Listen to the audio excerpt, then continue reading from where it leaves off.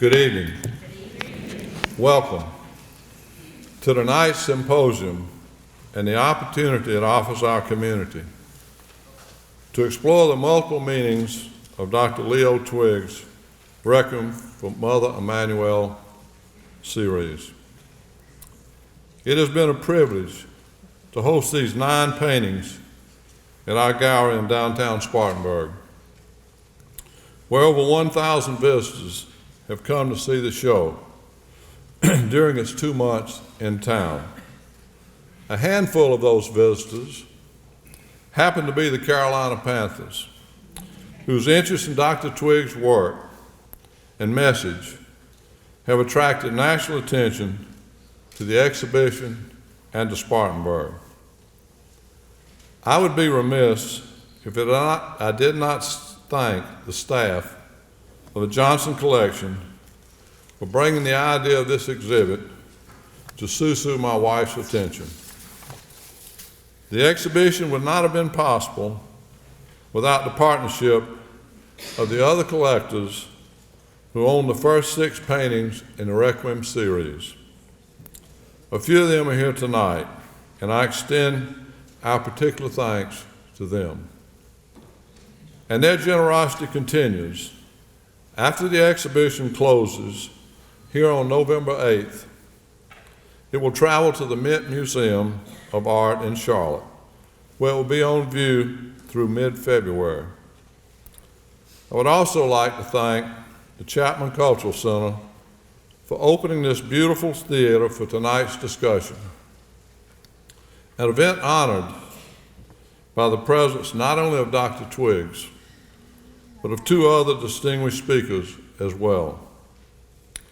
South Carolina poet and recipient of the National Book Award, Nikki Finney,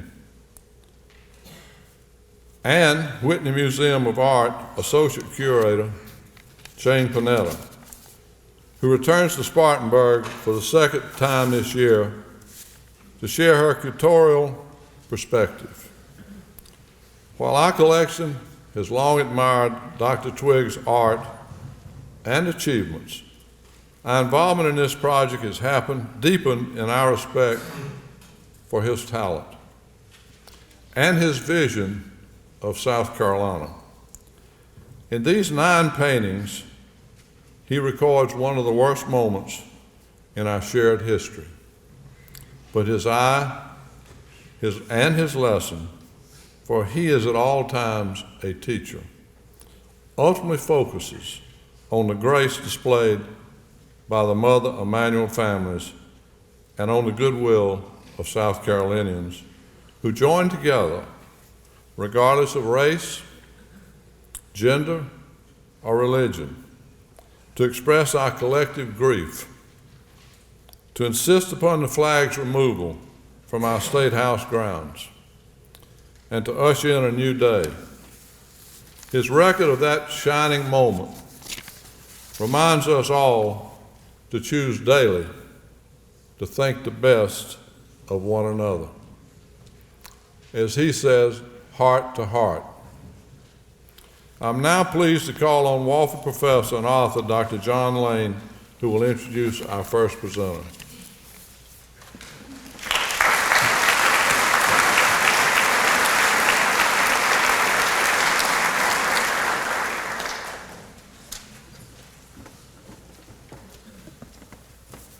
Thank you, George, and good evening to everyone. Because of our nature, poets are often asked to bear witness, to celebrate, and to grieve.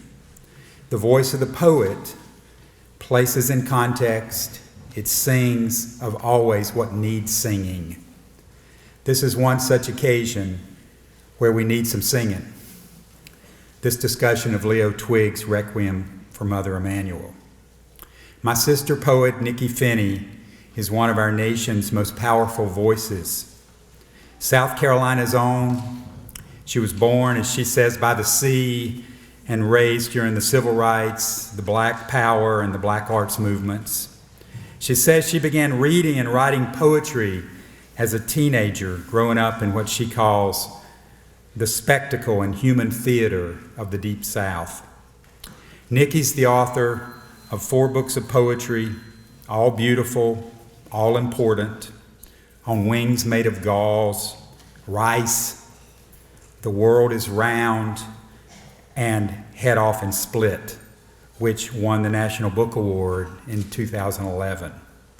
For 21 years, she flew away from the Palmetto State to teach creative writing at the University of Kentucky, but now, like a migrating bird, she's finally come home, and she holds the John H. Bennett Jr. Chair in Creative Writing and Southern Letters at the University of South Carolina. As Nikki has said elsewhere, though she travels extensively now, she never lectures. She always invites and hopes for conversations that just might improve the human condition. Please join me now in welcoming Nikki Finney.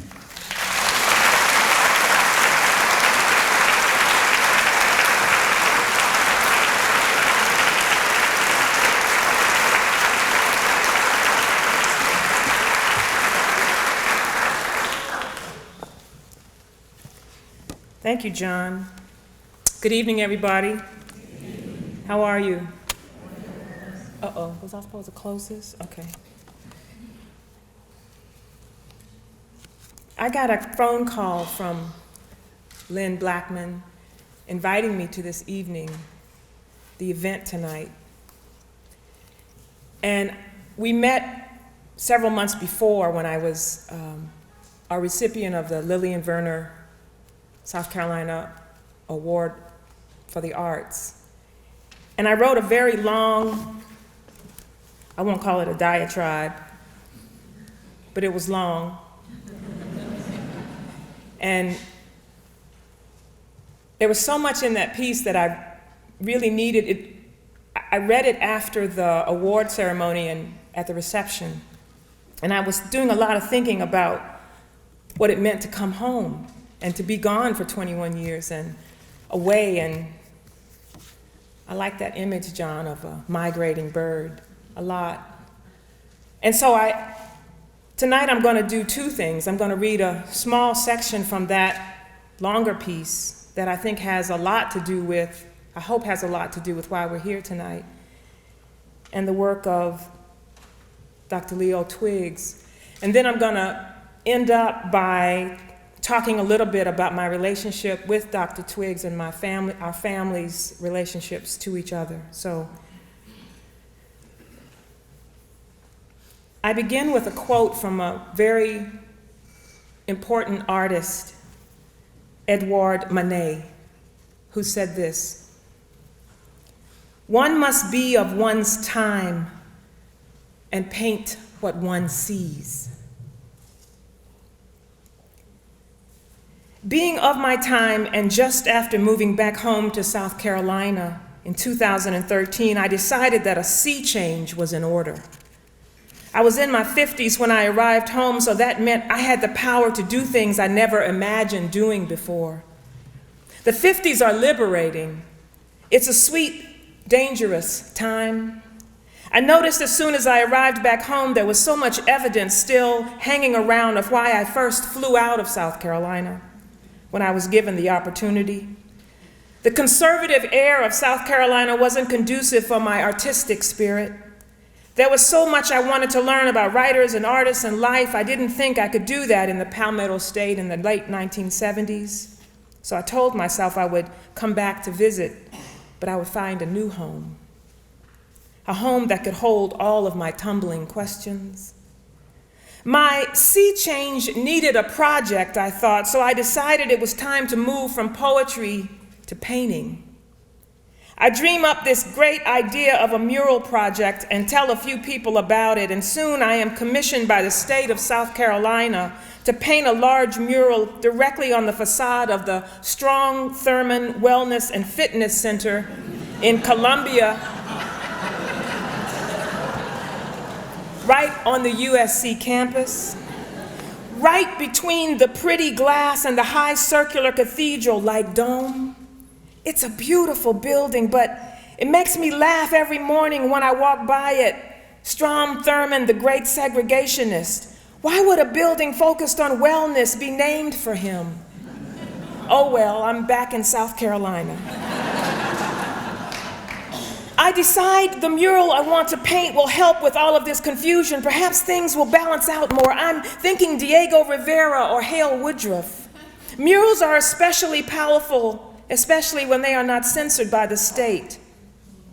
I have permission, and I'm not going to hold anything back. This will be a mural for future generations.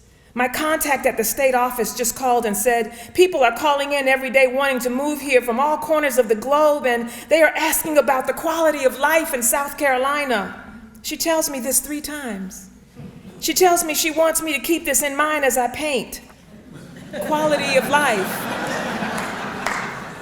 My father and mother taught me it's more important to know the security guards and the ladies who empty the trash cans in the offices than the president or person who looks like they are in charge. So being an artist of my time and there only, I remember as I work on this mural, one of the security guards has made me a fake parking pass. And so I pull my old truck into space number 19. The side doors of my truck read this: poet at work on a sea change. My buckets of paint are now lined up alongside the walls of the Strom Thurmond Wellness and Fitness Center, chartreuse green, cobalt blue, crimson, of course, even neon orange for those Tiger fans around. I have paintbrushes of all size and shape. On the wooden part of the brushes, I have decaled the names of Ella Baker and Septima Clark and Robert Smalls and Majeska Simpkins. I have ladders of all sizes, shapes, and ropes and pulleys. I'm ready to hit the walls with everything I know and feel because I'm back home. First, I'll spend a few weeks sketching the general outline. Then I'll come back and paint it all in. I'm surprised by how much the making of a sea change mural is akin to writing a poem. Being an artist of my time, the 1,000-year flood that hit us last October is heavy on my heart. When the dams broke and the earth gave way without warning, all we had was each other. The burly white man in 5 feet of water with the rope from his pickup truck was there on TV, pulling out the salt and pepper afro-haired lady who was just trying to get home after work. The black man with braids who prefers hip-hop to country jumped in the creek for the little white girl with red hair who had been holding on to the car window, calling for her father.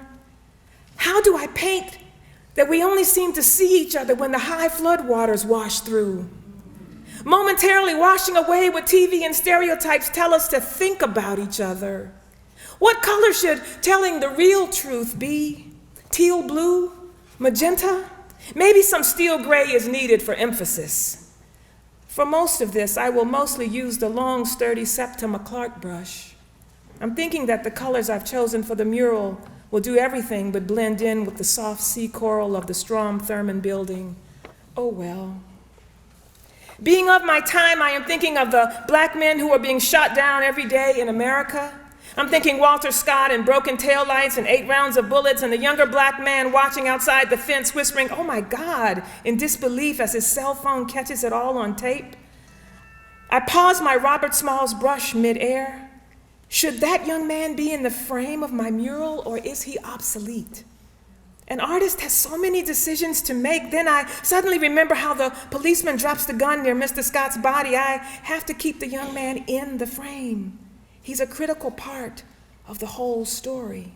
I choose bright eggplant and silver edges to avoid the implausible and forego the supernatural.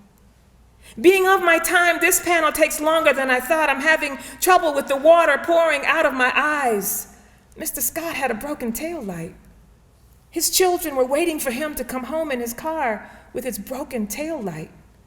I finally finished the painting. My mind is on the quality of life in South Carolina. In the upper right-hand wall, I began painting the picture of a young black woman from North Carolina with braids who climbed the Confederate Flag pole at the State House. She climbed the pole so knowingly I choose a small, delicate brush, silver and tar heel blue. I close my eyes and think of Elizabeth Verner, artist, realism, Charleston, South Carolina, how she captured her subjects. I need the strength of the young woman's spine just right. I have an idea. I imagine that she is moving up the pole with 40 pounds of violets and knockout roses in her basket arms. Just like the black market women of Charleston circa 1920 that Vernier painted. This helps me tremendously. I've heard people in the States say, "Who does she think she is coming in here climbing our flagpole?" She should have given us more time. She should have been more patient. But the young woman is moving carefully and whispering to the wind that she was tired of hatred blowing through the wind of South Carolina. She says she wants the Palmetto State to know that she believes in Jesus, who had a few radical thoughts himself.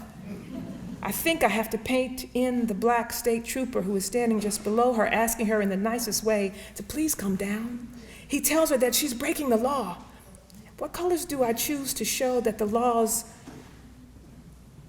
my father swears by benefit some and abuse others?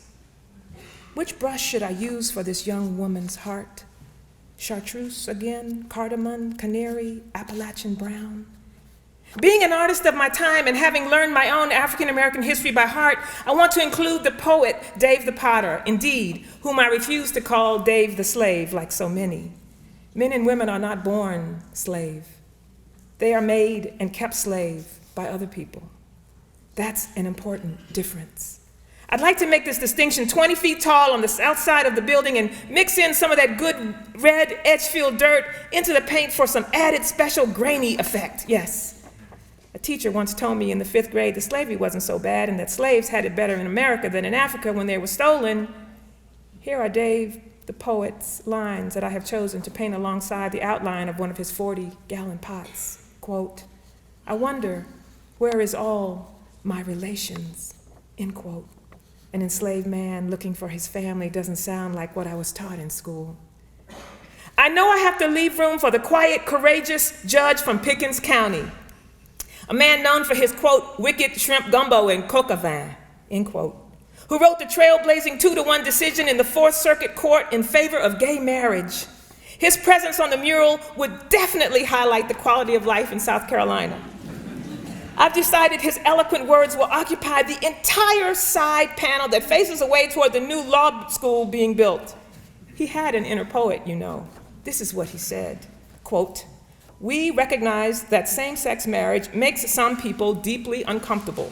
However, inertia and apprehension are not legitimate basis for denying same-sex couples due process and equal protection of the laws. End quote. What color should I use for inertia? Periwinkle? Too predictable. It's been 2 whole months of steady hard work. My arms are sore. I've lost 10 pounds. I'm almost finished. The weather has cooperated for the most part. For the last few weeks or so, people have even gotten used to seeing me climbing my ladders on this building and dangling from the side of the Strom Thurmond Wellness Center. A few regulars have started to wave in the mornings, hey. A few have thrown me the middle finger when Mama says not to get down in the mud with mudslingers. So I keep my hands on the plow and obey. Being of my time, and it being my last panel, I've saved 50 square feet of space for the godfather of soul. That great South Carolinian from Augusta, Georgia, James Brown, I imagine James Brown has now risen from his sister's front yard mausoleum and has his microphone back in his hand. Oh, he wants to sing. He wants to write some new lyrics that ask, why isn't anybody listening to him? He is writing a new song from the grave, disputing that he is not worth $4 million, but $80 million. He wants to know why some 10 years after his birth, why not a dime of his $80 million has been directed to the poor and needy kids of Georgia and South Carolina, as his last will and testament requested. What color should I choose to depict the lawyers who have trickled away millions for their own pockets and not the lives of children who need it most? Brown wants us to know that even though he is dead, he still believes we can do better. He believes a new circle of good people can still step forth and represent a sea change in South Carolina. And nobody has to be murdered in a church first, and no 1,000-year flood has to come through first. As I paint, he keeps singing in my ear and talking to me. He says this, I'm their only chance. I'm those kids' last chance. Do you understand what I'm telling you, poet, painter? What are you, he says. Don't give up the fight. What color paint and which brush do I use to outline the eyes of the children still wanting and the eyes of the people who could do something for those children to transform their quality of life from 0 to 1,000? Is it one color? Is it two? I mix the metallic gold and apple red of his last velvet cape. He keeps asking me questions I can't answer. He's brokenhearted, but he's still the godfather of soul. He refuses to let them take his light, even though he's dead. He is relentless and so right. Love is what still makes him sing. The mural is finished. A football game is happening 2 blocks away. I can hear the roar of the stadium as I rappel all the way back down to earth. The security guard lost his job for letting me put this mural up, but he left a magnolia blossom on the hood of my truck and a note. The note says this: "Don't worry, this was about my quality of life."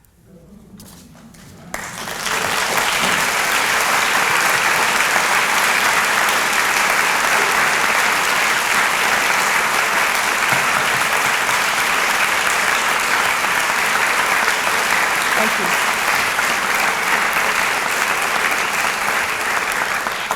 My mother is from these parts, Newberry, South Carolina. And since first hearing about this evening, she was excited about coming up the road with me, but unfortunately, Daddy's feet were swollen this morning and she couldn't make the journey. My mother asked me to specifically tell each one of you that if there are any of you in the audience who, like so many in the newspaper and media business, believe and readily report that Nikki Finney is the daughter of the retired former Chief Justice and not the daughter of the former Newberry girl, Claflin beauty queen, and early education major, that she would like to go on record and correct this egregious error. For the record, my mother, Frances Davenport Finney, is absolutely the other half of this story. While my father was defending the Friendship 9 and hundreds of other young black college students who wanted their chance to live full, unrestricted lives in this land we call America, my mother was in the checkout line at the Edwards department store on Main Street in Sumter, South Carolina, or the Piggly Wiggly defending her children's lives against the rages of racism and ravages of invisibility. I have a precious lifetime of memories of my mother stopping the cashier and the line of impatient waiting others behind us while calling for the manager, or in her words, "Send up the one in charge, please." And whosoever that unfortunate person would be for the day would saunter forward and say, "Good morning, Mrs. Finney." Everybody knew who she was. "What can I help you with today, Mrs. Finney?" And my mother, who was always dressed as if she had just stepped out of Vogue or the cover of Essence magazine, would say something to the effect of, "If this cashier does not want to put the change from my good, hard-earned money directly in my hand because of the color of my skin, then perhaps you should hire someone with the color of my own skin, and I wouldn't have to hold up this line every Saturday, but I am not taking my change off this counter."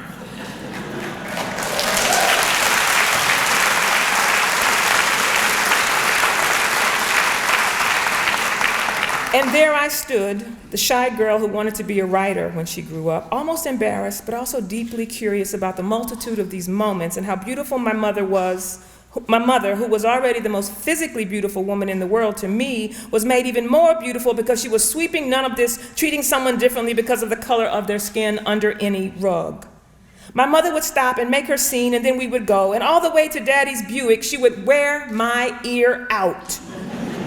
"Just so you know, young lady, I will not have you growing up thinking you are second to anyone." "Yes, ma'am." And then we would stop by this place called the Hobby Shop before we got home, a tiny little place, 2 rows of art and hobby things, and she would pick out a box painting of a matador outlined on a stretch of velvet, or 2 Japanese women doing taekwondo that had to be filled in with colored stones and glue, and later that evening she would paint the colors of the matador or the horns on the bull into the velvet that some other person or some machine had already outlined for her. She made these paintings all through her life when she needed to do something with her hands besides strangle somebody who was treating her with disrespect. My mother is the one who taught me how to make a scene. My mother is the one who planted art and the power of beauty deep inside my heart. No, it wasn't original art she was making, but she was using her hands to build something that would then go up on the wall to beautify our segregated lives in South Carolina. She didn't consider herself an artist, but I did. Her eyes and sensibilities were full of color and design and beauty. She would decorate any room, anywhere, a little fabric, an old couch, one of her box paintings behind us. When we were all grown up and out of the house, I saw her gathering up these old pieces of hobby art that she had stored in the closet for years. She had eventually replaced them with real art. She was heading to the dumpster with them. I cut her off at the pass. I refused to let her throw them out. Many of those pieces that she made when she was pregnant with me and my 3 brothers, and furious with other people who did not want to touch her hand, are now on the walls of my home, alongside my Leo Twigs painting and print. My mother and Leo Twigs were classmates at Claflin College. Leo Twigs knew my mother and father before they became my mother and my father. I grew up wanting to be a writer in a community of black people who taught me how to be caring and loving and fighting back. I had come from people in a community who had taught me that it was critical that I understood that one generation can only take the ball so far, and then the next generation places those victories in their arms and keeps running. This understanding was in my DNA. Because I also grew up in the 1960s, there were also other things in my DNA. The voices of Septima Clark and Ella Baker and Esau Jenkins and Dr. King and Majeska Simpkins. The inequality and injustices of life for poor and black people surrounded me on a daily basis. It didn't just bother me as a girl growing up in South Carolina. I knew I had to do my part. When I was 18, I came to an 18-year-old decision that I would leave South Carolina. Politics was a dirty word and race was even dirtier, but I didn't want to write about daffodils and pine trees. I wanted to write about human beings and how we treated each other, the haves and the have-nots. How hatred could make someone not recognize themselves in 60 seconds or less, and all the untraveled roads of our humanity that we weren't even close to walking on yet. I quickly learned there were so many things I could never be taught in South Carolina because of how deeply the truth had been trampled there. The fear that was bound up historically in what people had done to people. All the ongoing pain about who had won and lost the Civil War and who owned the places that made the books and never told the whole truth about anything that made anybody in power look like they had any responsibility to anybody but themselves. I set out to unlearn the history, to learn the history of being black in America, of being black in South Carolina, of what Hilton Head Island was like in the 1950s and 1940s, before it was a golf and tennis paradise, before all the black landowners had been priced off the land and when it was an all-black country. And then I wanted to write about what I found. When I announced these and other things to the people who loved and cared for me, they weren't so sure this was good.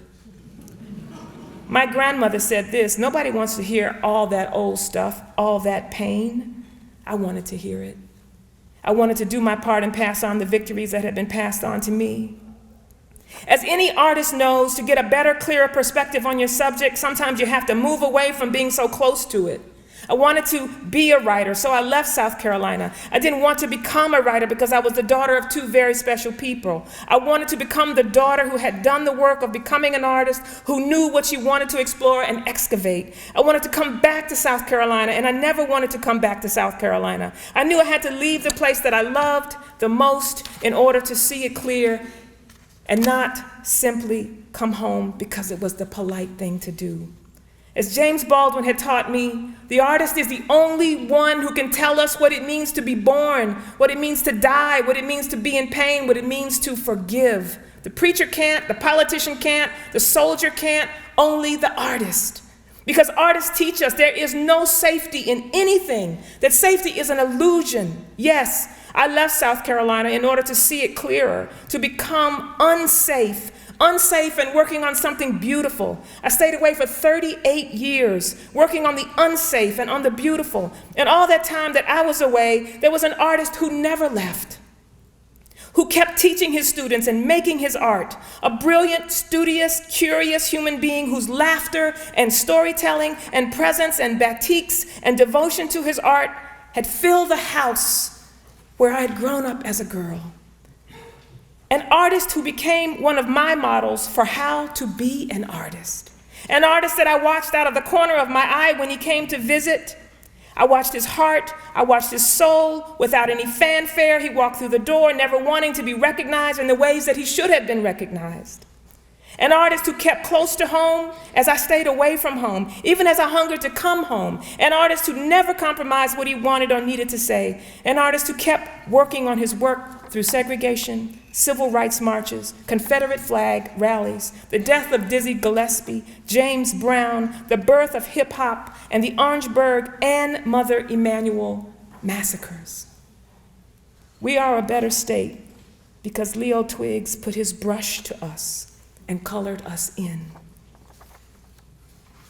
Leo Twigs, artist, human being extraordinaire.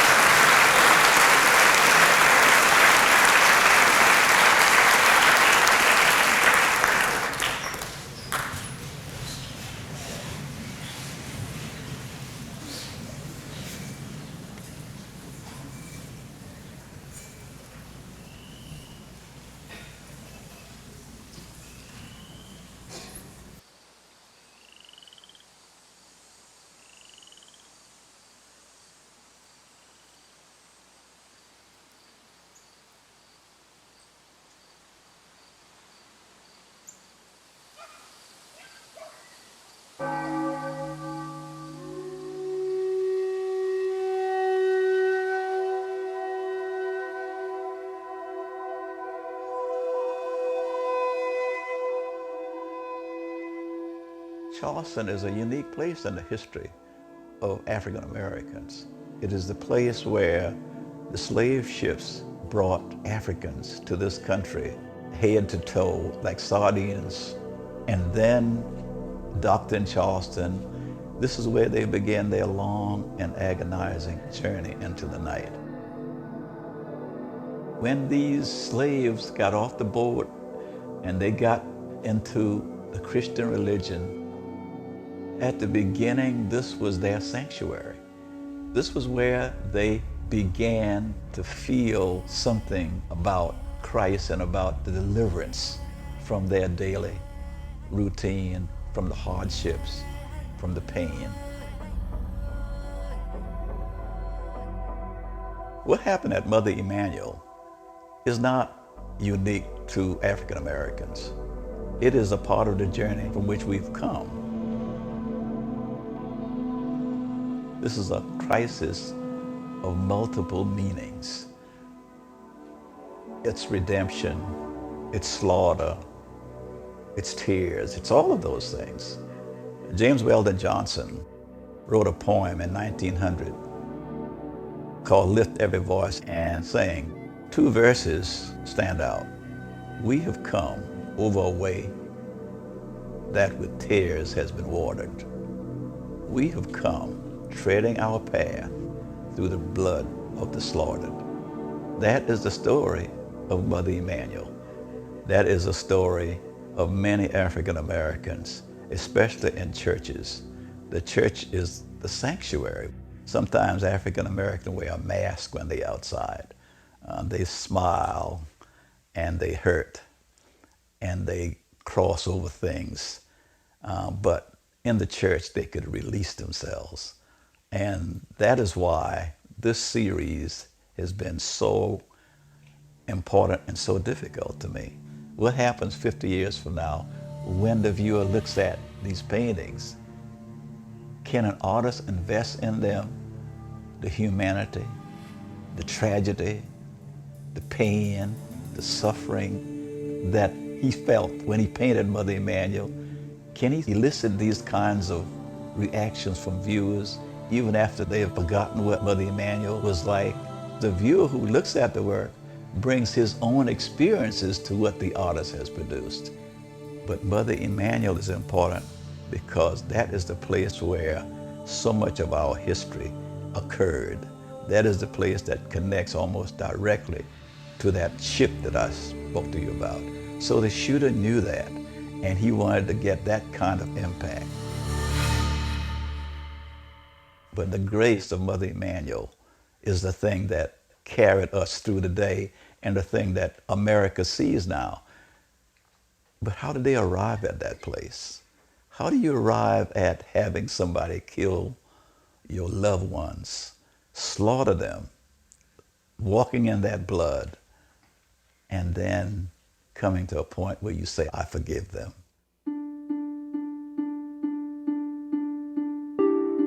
And that's what I struggle with. That's why doing this series is perhaps the most difficult thing I've attempted. Because as I moved through the series, I knew that I had to transition from the bloodiness, the ghastly horror of its beginning to the beauty of its ending. And to do that, I had to find a way using color and shape and form to do that. We know that 9 people died, so the figure 9 is there. We know how they died, and so the flag is there. We know that it was targeted, so the target is there. And what I feel is that the tragedy changed our state in a way that I had not seen before. I think for us that was a shining moment where people came together, not because of the color of their skin, but because the humanness in their heart. I think for the first time we started communicating with each other heart to heart instead of head to head. At least for one shining moment, we came together. And I hope that the series records that moment. If anything can be taken away from the series, it can be said that it records our finest moment. And if people remember that, then as an artist, I would be completely satisfied.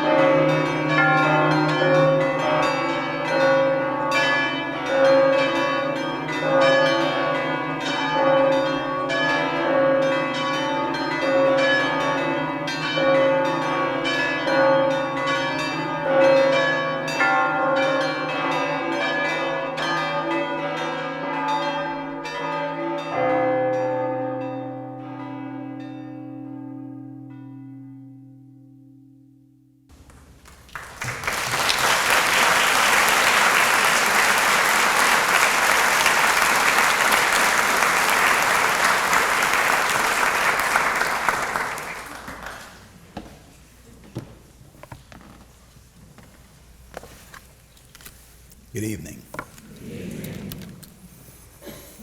You know, when you sit on a stage or you sit in an audience and a speaker's before you, you might say, boy, he or she stole my thunder. That's exactly what I was going to say.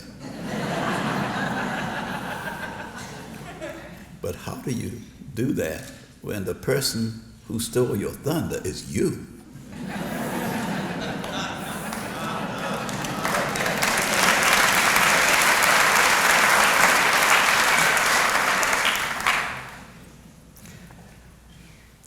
That video is something that I don't really know how it occurred. It just spewed out of me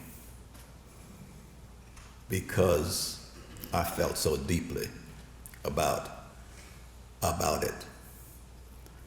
Now, Nikki was just up here, and Nikki has a way with words. And I love having a way with words because she painted a picture. And she painted a picture that elicited your imagination. My wife likes that imagination. She likes the Temptations.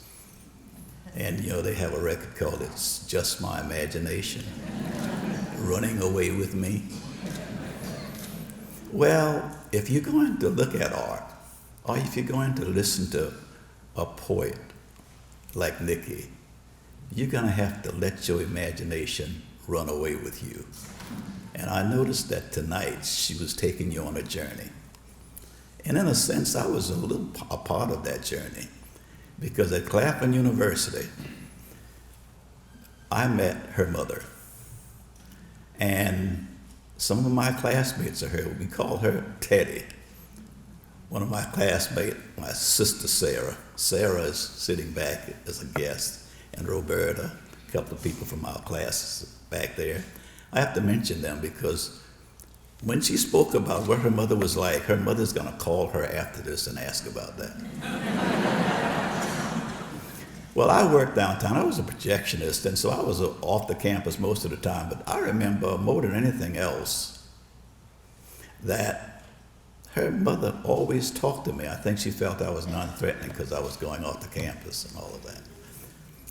And I remember her father was a law student over the fence, we called it at State. And she said to me one day, Leo, he wants to talk to me. I'm a little old freshman. What would he want to talk with me for? He's a first-year law student. I said, but Francis, his father's the dean. At least you're going to graduate.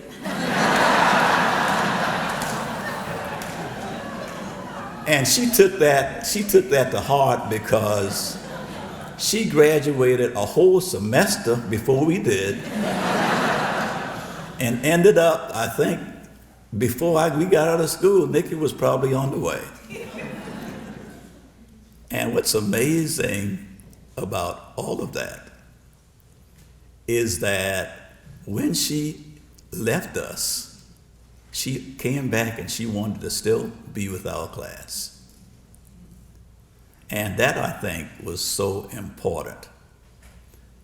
And then you can see what happened when Nikki came along. Now, I can't tell you how important this all has been to me. All of this has brought a special feeling, especially here in Spartanburg and in Greenville, because you see, this happened in Charleston, on the other end of the state, and to have this resonate all the way on this end of the state, very close to North Carolina, is so very important. So tonight,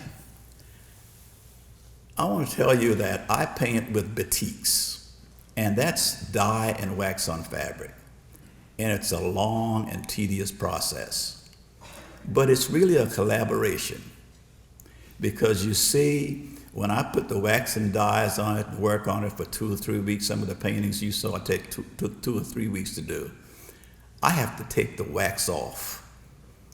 And when I take the wax off by ironing it, it fixes the dye in. But I never ironed. That ironing was always done by my wife. Now, I know what you're saying. Male chauvinist got his wife ironing. And it takes a long time, maybe a New York Times newspaper to get all the wax off, and she has to keep doing it. But guess what? When the painting is sold, she gets some of the money. She doesn't have to ask for it, she just gets some of the money. So it's a collaborative effort, and if tonight I seem to fly, it's because she is the wind beneath my wings. She's in the back.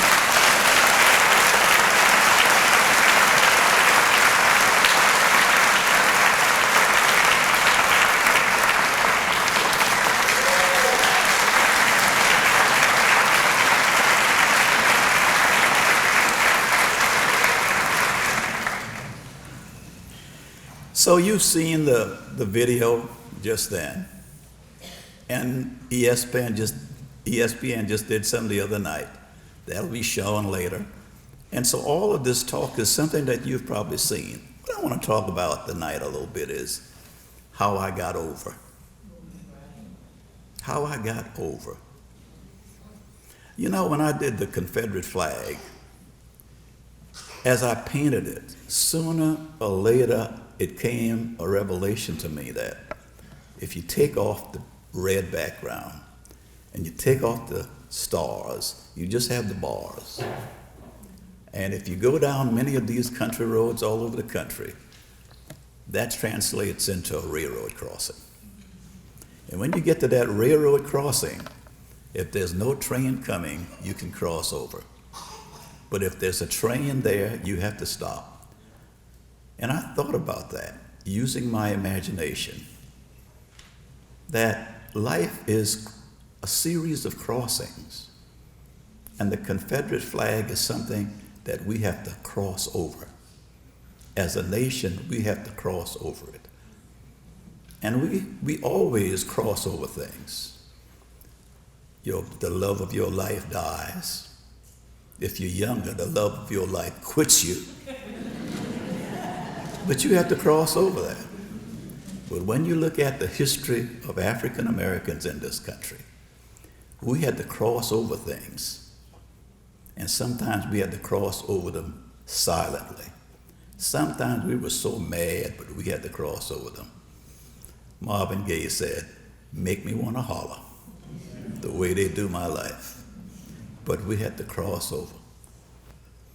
And so crossing is so much a part of us. And now I realize that when you look at the history of this country, it's always about how I got over. Mahalia Jackson sung it at the March on Washington, how I got over. As a child growing up in St. Stephen, I was a projectionist.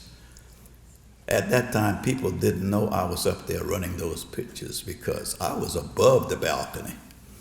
If you were black, you went to the balcony. The projectionist booth was above the balcony. And nobody knew that I was up there. And I got that job because the projectionist wanted to go down and talk to the girls, and he couldn't do it because he was running them. So he taught me how to do it. I was just a janitor. He taught me how to do it so he can go down and talk to the girls. Then one day he said to me, "You can have this job. They don't pay me enough." And at the same time, the man who owned the theater said, "You learn all you can because you're going to have this job." And so I became a projectionist. And the first night I ran the movie solo is the night my father died. I was 15 years old. I couldn't leave.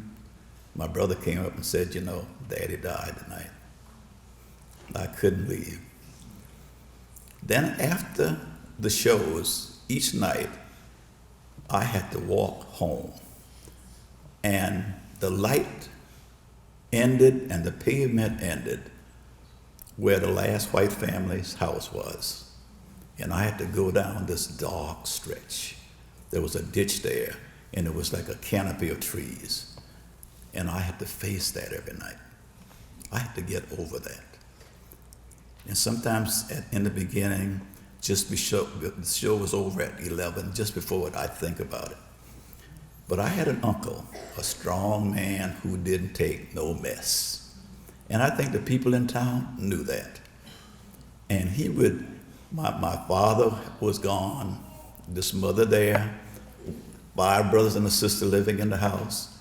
Sometimes he'd just walk the road late at night. Like John Wayne, I'd see his shadow emerging in the road. I'd get scared, and the hair raised on back. And he'd say, "Hey." And I'd say, "Hey." And he didn't stop, he just walked on by. And I think the way I got over was when I walked down that dark stretch, I always imagined that he would be there. And that's the way I got over that. And then I remember turning that corner. And when I turned that corner, I'd walk down that road, and about 2 football fields away was our house. And it was dark on the road, but the light was always on in the dining room. My mom stayed up and kept the light on. And when I turned the corner in the darkness, like a twinkle, I could see over the field. And I knew that I'd be there, I'd be home, and I'd be over. And then I remember in the dark days when I used my little money from the theater to help feed my family and had to have that job. And my grandmother was getting a small check for the death of her son, who was my mother's brother. And times would get tough. And I don't think she would let me see it. But I remember in that house, she would start a little song saying, "I think I'll run on, see what the end gonna be." And she'd sing it a couple of times, and then my grandmother in another room say, "I think I'll run on." And she would say, "See what the end gonna be." And then they'd start this duet. And then they had church in there.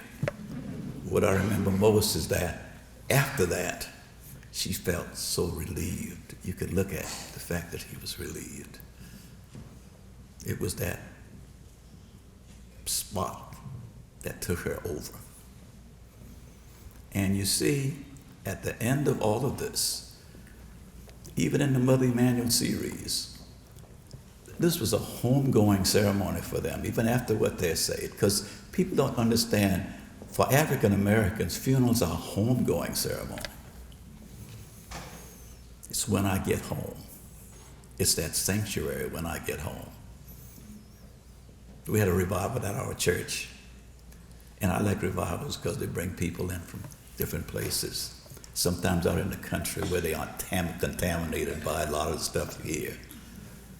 And this night, they said, "No more Monday, Tuesday, Wednesday.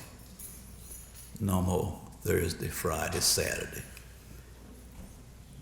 everything will be like Sunday when I get home. Swing low, sweet chariot, coming for to carry me home. And how do you get home? Home is the place where the sanctuary is. Home is the place where there is no more pain and sorrow and suffering in this land that we have to endure. And so one of the things that we all have to do as a nation is that we have to get over. And when we get over, then we could have more Mother Emanuel moments, more shining moments. That shining moment of Mother Emanuel was like a lightning bug in the dark, just a flicker. And how soon we backslide from it. But my hope is that that flicker turns into a beacon of light that leads our nation to a better place. Thank you.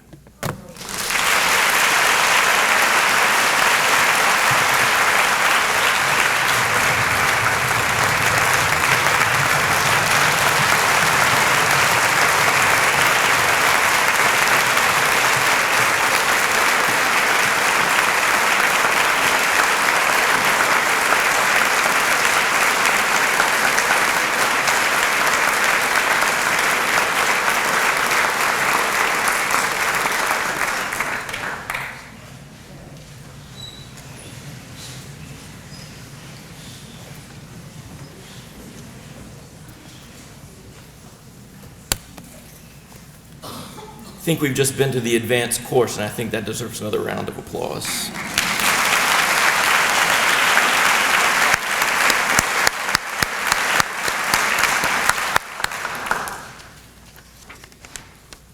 Only a few months ago, I had the pleasure of listening to our concluding speaker, Jayne Panetta, discuss her work at the Whitney Museum. Jayne serves as associate curator at the Whitney Museum of American Art in New York, one of the premier museums of contemporary art in the world. She was recruited there as one of only 5 curators to review the full collection of the Whitney's art, to mount an exhibit distilling this collection into one coherent vision for a show that would open a new location for the museum. While designing the show, the curatorial team came face to face with an unavoidable truth: that despite being a leading museum internationally, and although the collection of art in their care was world-class, the Whitney's collection was woefully incomplete. A bias towards white, male painters of famous art movements was clear, with significant underrepresentation of artists of color and female artists. This realization caused even the name of the museum, the Whitney Museum of American Art, to come into question. What is American art? When our bias is towards what only a segment of artists in the United States of America have created? Are we willing to be challenged intellectually and aesthetically, but above all in who we are ourselves, by those we have ignored and very often erased? The museum accepted this challenge to see in a new way. Their team mounted a now highly esteemed exhibition called America is Hard to See, confronting through art this very issue of bias and structural exclusion in our self-definition as U.S. Americans. Moreover, their team has undertaken the much longer, much more difficult work to challenge their conceptions of what art in the United States is and who we are as a nation, to actively build a fuller collection that represents this much larger representation. This is a very difficult thing for an institution to do. And I have it on good authority that Jayne was chief among those who advanced this insight and these actions. When I heard that Jayne was coming to reflect with us on Dr. Twiggs' powerful Requiem sequence, I was ecstatic. Because Jayne, brilliant, erudite, and an international rock star in the world of art and curation, she has just returned from Amsterdam, is above all a person willing to see in a new way. And this is very much the work the Johnson Collection has done by convening the 9 paintings of Dr. Twiggs' Requiem series. The Johnson Collection saw that we needed the challenge offered to us by Dr. Twiggs, the challenge to see who we are and who we can best be. And to do so has required much of the collection. This has not been easy. This exhibition required a major change in their scheduled work, a major step into the public life of our state, a major engagement in our fraught national discourse on our history and our identities and our legacy of violence that is 500 years old. Their choice could not have been more timely, which only enhances the risk of what they have undertaken. The staff of the collection has painstakingly worked through the challenges of authentic service as a part of this community. This is difficult, frustrating, crucial work. It is so important, and they have done it. And this is the work before all of us, especially those of us who create and lead institutions and who hold power over other people's lives, to accept the challenge to see both who we are and who we can become, as Jayne has seen, and as her team has seen, and as the Whitney has seen, and as the Johnson Collection has seen. A brilliant mind,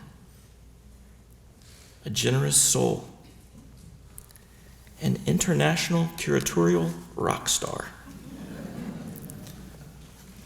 and a trusted guide to seeing both art and ourselves. Jayne Panetta.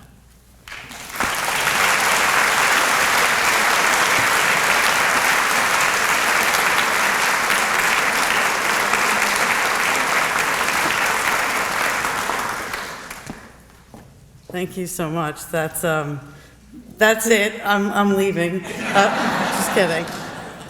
That was a very generous and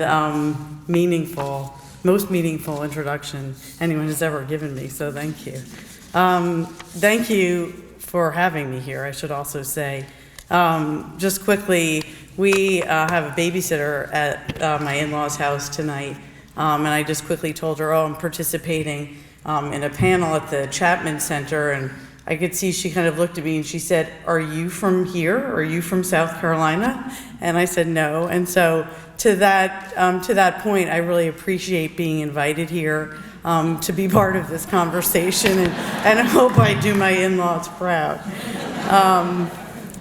So what I'd like to do here is set Leo's work in a historical context in my mind, and in a historical context about American art, about African American art, and really painting in particular, and over the past century. And just a note about the title of my talk. I think I made a conscious decision to focus this talk on African American artists. And I think, as Scott alluded to, this has been in my mind, it's something that I'm engaged with now on a weekly basis. This has been a strain in American art history that has been woefully underrepresented over the past 100 years. And as he said, as an institution, we're deeply kind of involved in trying to correct that and expand the narrative of art history very broadly. given that, I think it felt important to me to kind of focus this discussion on this narrative and kind of bring some unknown but very important figures into the conversation. The other thing I think and I believe very strongly in is certainly relevant for Leo's work and Leo's practice across his career is I think issues of racism and political struggle have often kind of generated wonderfully imaginative and innovative artwork.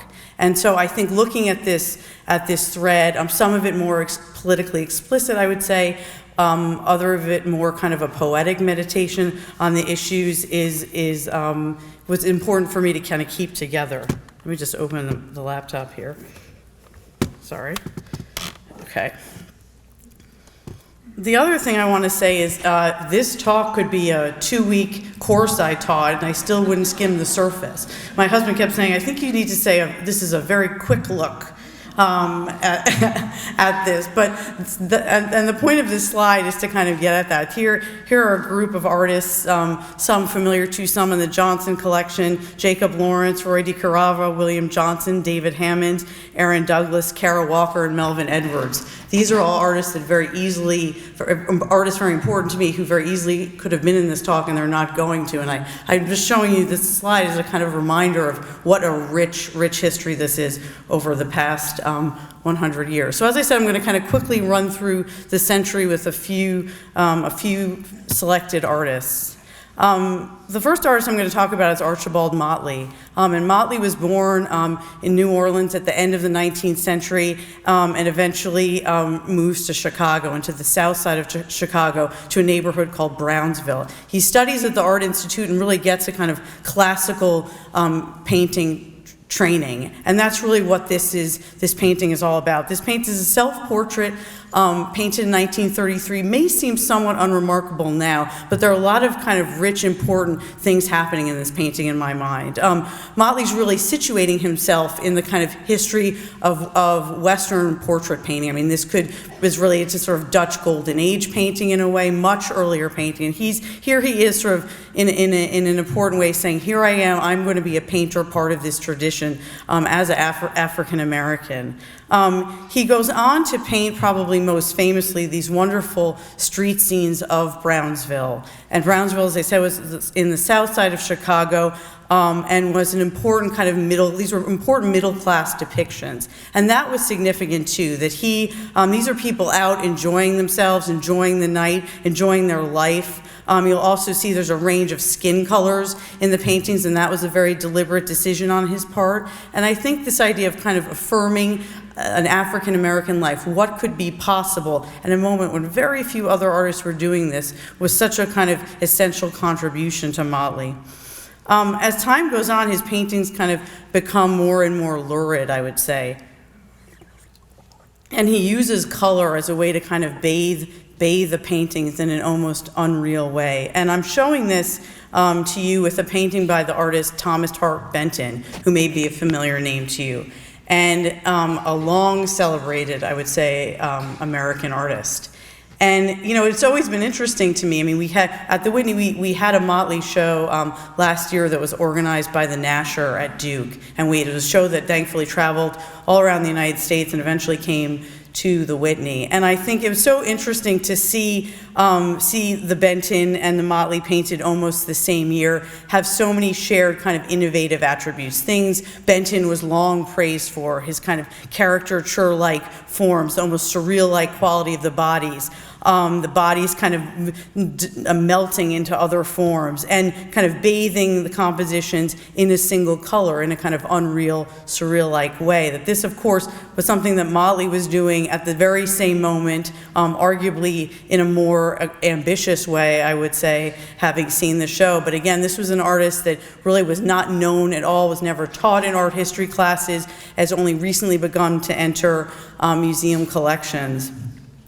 And then in the show ended with this very late painting for Motley's career, painted from 63 to 72. And it was a painting he painted almost for a decade. So obviously something that felt very important and that he really struggled with. And in my mind, it was really the most explicitly political work. That as much as the other works got at issues of race and skin color and the kind of possibility of a middle-class life and painting kind of the modernist African-American world that he lived in, this work got much more political. And as you can see, of course, seeing a work like this, I can't help but think of Leo's work. There's the Confederate flag kind of front and center. He's painting this obviously over the decade, amidst the civil rights movement.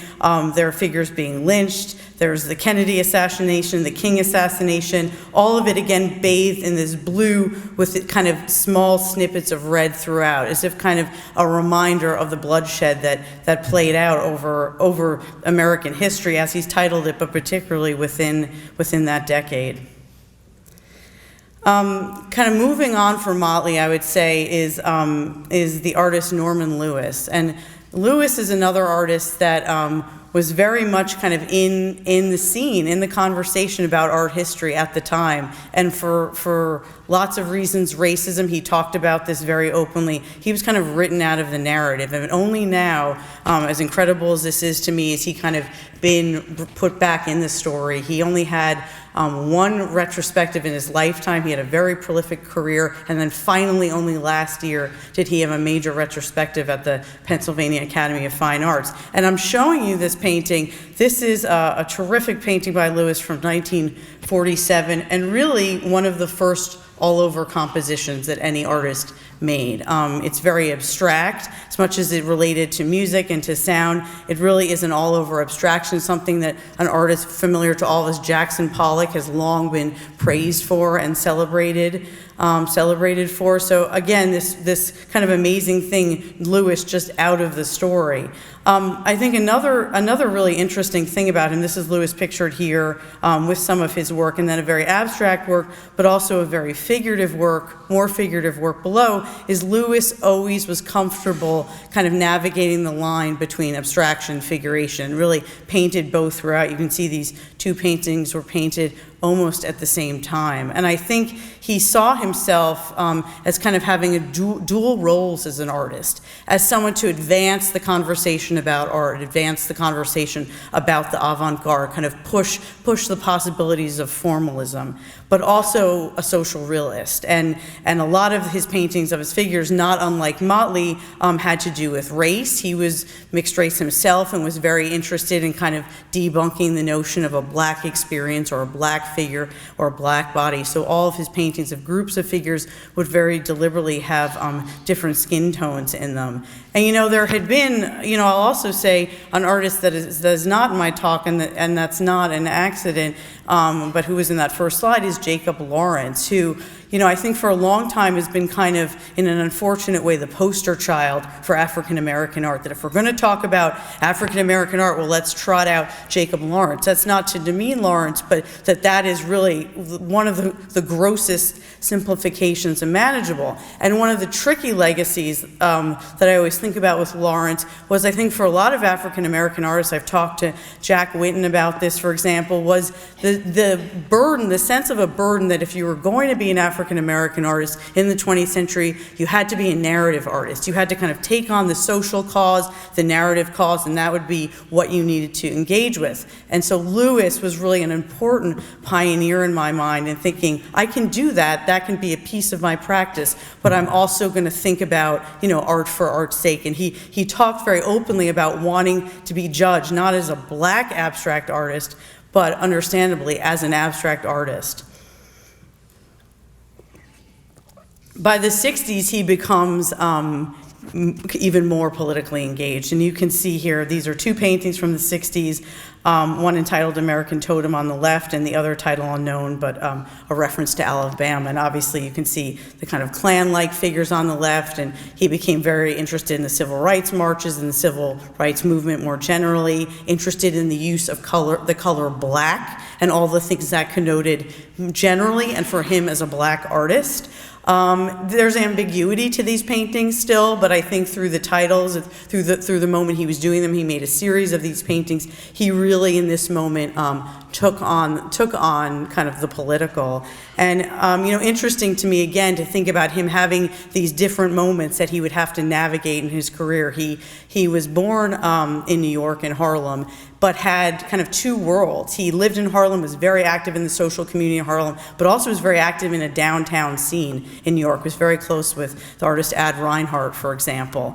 And so I think throughout his life, he kind of understood this duality, both through kind of uptown, downtown, black, white, abstraction, figuration, the apolitical, the political.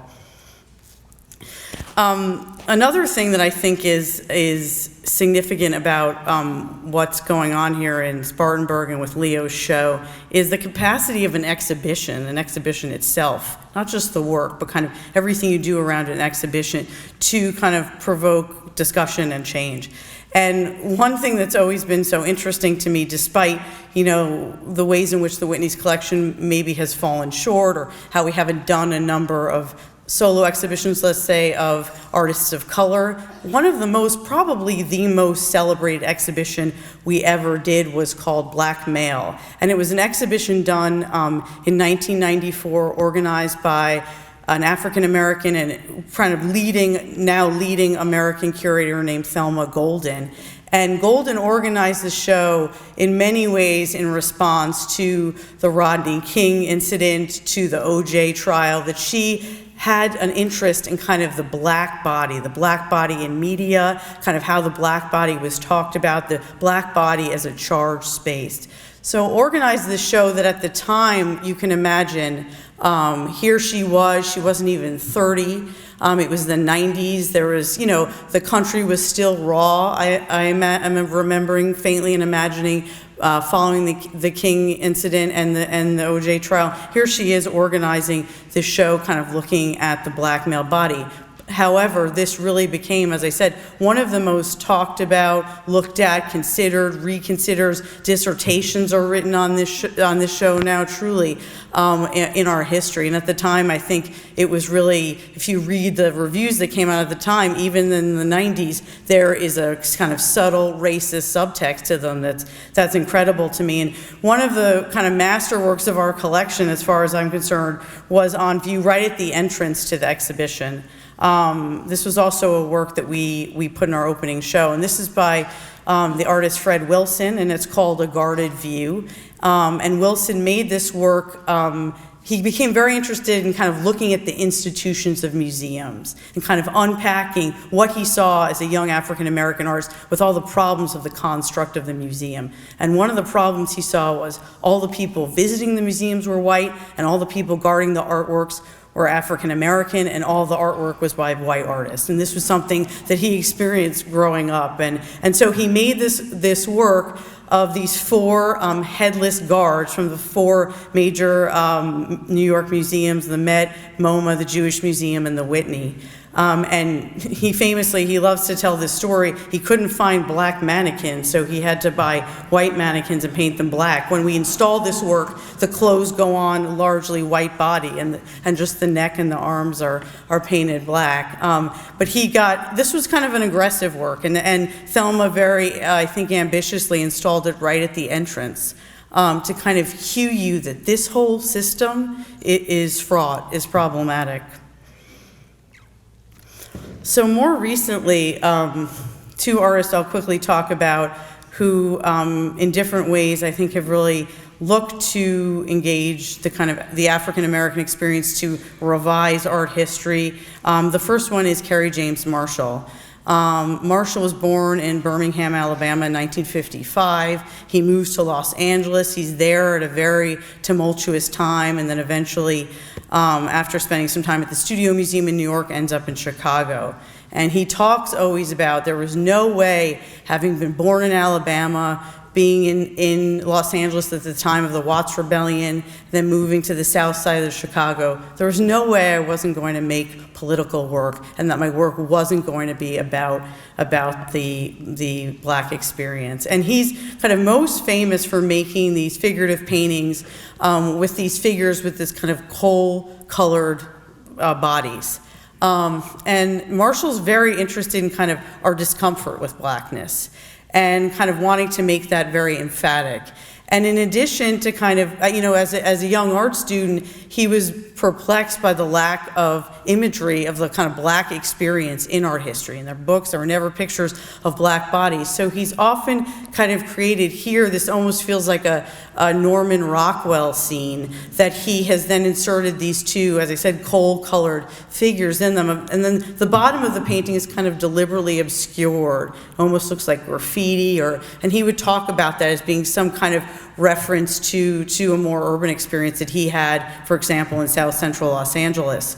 So this wonderful kind of conflating of things, and also, really trying to rewrite history, rewrite kind of our visual set of expectations, if you will. This is a wonderful work that's in the Whitney's collection, part of a series he did, the souvenir series. He also got interested, not just how art history's been written, but about how history's been written. And he became frustrated, for example, that, in the 60s, in the kind of, essential civil rights decade, let's say, that the narrative always was about the Kennedys being assassinated and King being assassinated. And here is a list of kind of important, in his mind, really important African-American musicians who also died. That kind of cultural narrative, this cultural story has kind of unfortunately fallen away. The last painting by Marshall I'll show, this is a painting he made very recently called Untitled Policeman. In a way, I almost think it doesn't need any explanation, but it's a painting that was made at obviously a complicated time vis-a-vis what was happening kind of on the current events landscape, and with the police in particular in the United States. He paints this figure that seems kind of mid-thought, kind of stopping, thinking, kind of assessing the situation that he's in, the kind of complicated situation he's in as a black police officer. But I also think, Marshall has been very interested in kind of elevating in a kind of high style, elegant way, representations of black figures. And I think, as I mentioned before about something else, this almost feels like a Dutch Golden Age portrait and how it's painted. This may not be coming through with the slide, but it's such an arresting image. And it hangs now, not by accident, in a very prominent spot at the Museum of Modern Art. And I was saying to Leo today that I've noticed people really stopping, engaging with it, and I think it's really become kind of a touchstone work for them. The last artist I'll talk about is a very young artist that I happen to know and have great respect for, named Nina Chanel Abney. She's not even 35 yet, and lives and works in New York.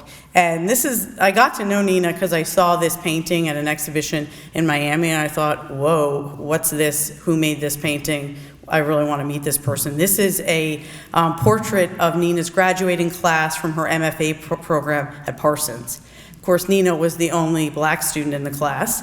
All of her classmates were white. So she has depicted the class. They're the inmates, painted, the white students painted as black inmates, and there she is as kind of the warden, as the white warden. And, she said after she made this painting, she showed it at the thesis show, and a lot of the students came up to her and said, "Are you mad at us?"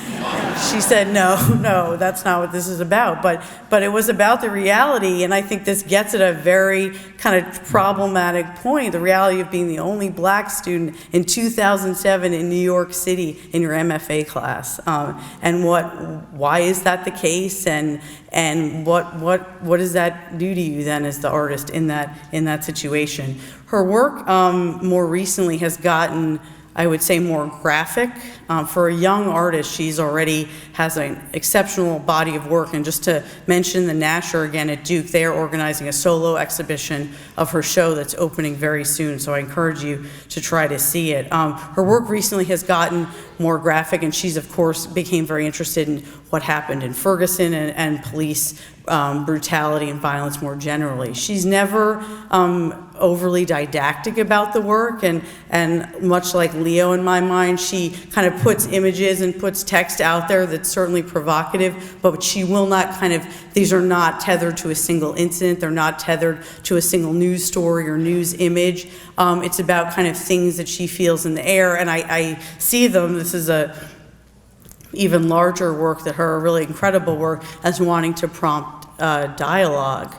You know, I think one thing that's really struck me as a curator in New York over the past 10 years is at times the lack of political work. And we've been in such tricky times politically, certainly I would say in the past 8 or 9 years, and a lot of artists seem to be kind of engaged in kind of these formal exercises. And I think Nina showed this work and the work I showed previously in a gallery in Chelsea in 2015, and I think it was kind of an explosive event. Again, these were not intended to be didactic. She wouldn't kind of put narratives on them that were specific, but putting this imagery out there, putting this language out there, putting the suggestion of violence obviously out there, in a world that I think can often get overly involved in navel-gazing and self-reflective, was really an important gesture for her as an artist, and an important gesture within the community, I would say, in New York. So that brings me to Leo's work.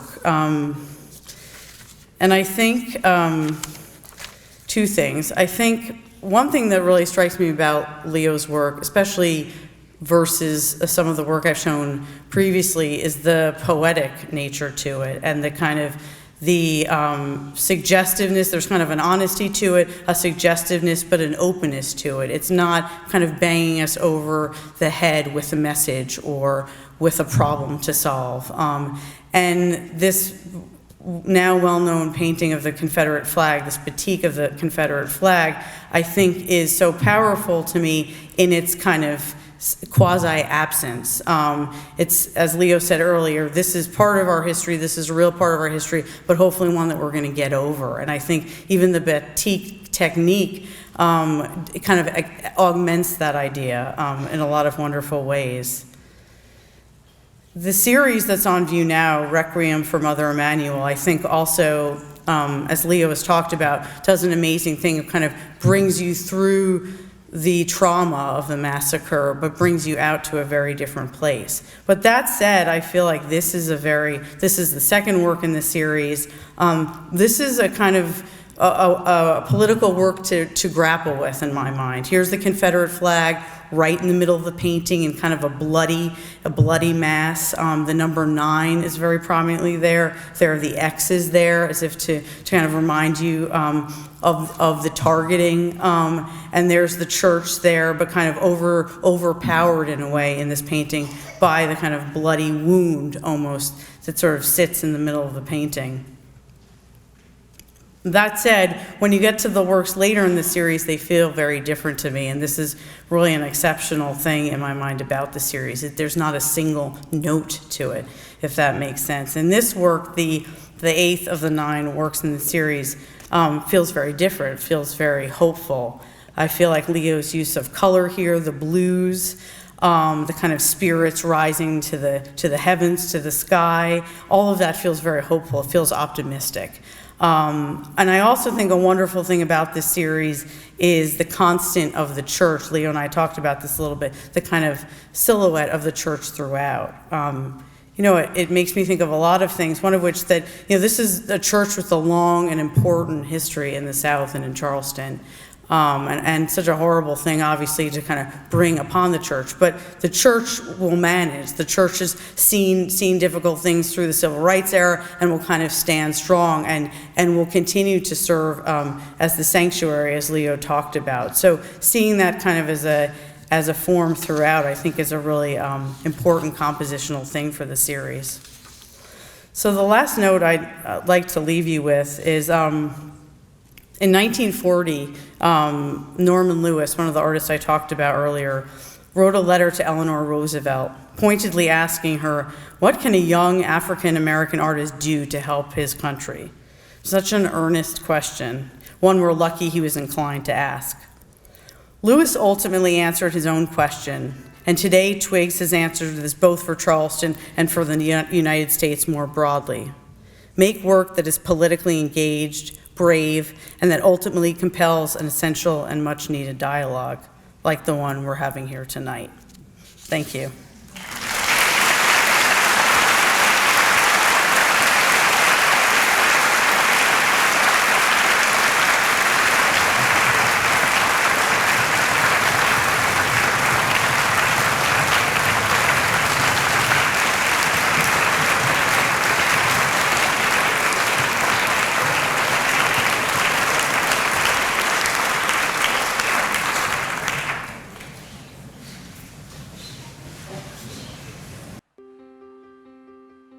Artwork is about feelings and emotions, and it's just crystallized in the shapes and form in a painting.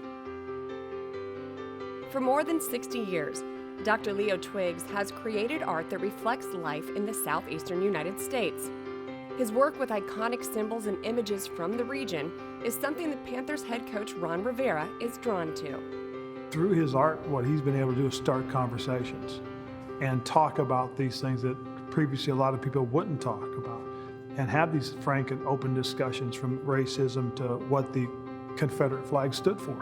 And most notably are the 9 pieces that he did from the Requiem for Mother Emanuel.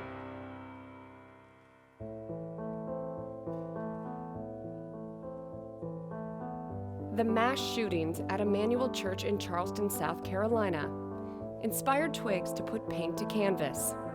The Requiem for Mother Emanuel pays tribute to the 9 lives taken at the oldest African-American church in the South. The first thing I decided to do was to show the church targeted. And the flag was the source of what he was doing. It provided the source of his hatred. I wanted to express the horror of that. And so each painting became for me a testimony.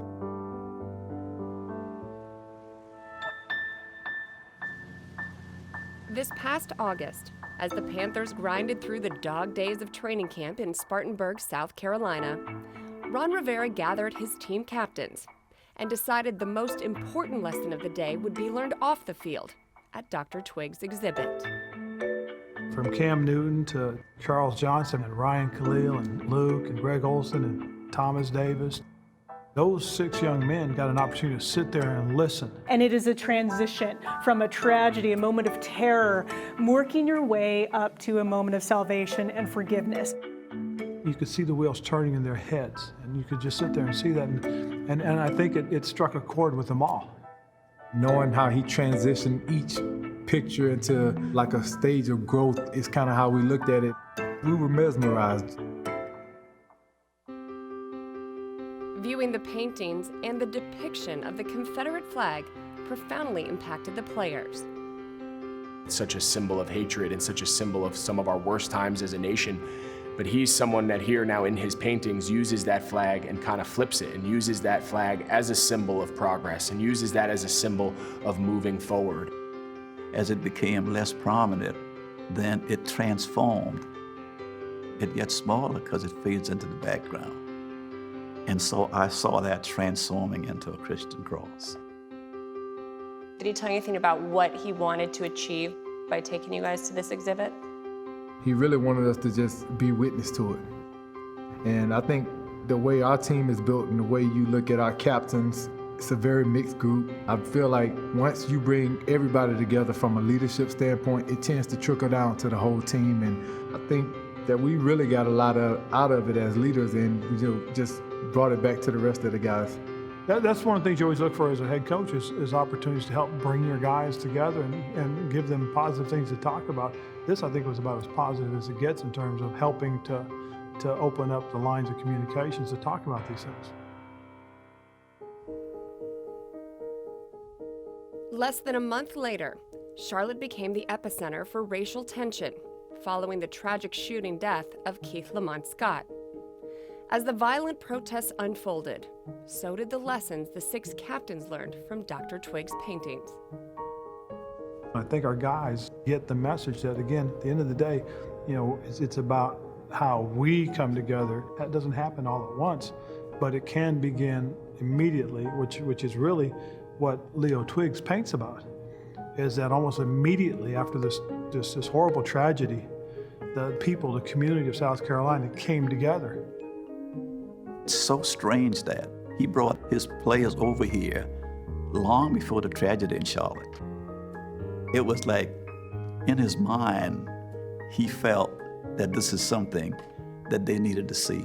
And I suspect because of it, when the tragedy happened in Charlotte, they were more prepared for it. That to me is a coach that is beyond X and O's.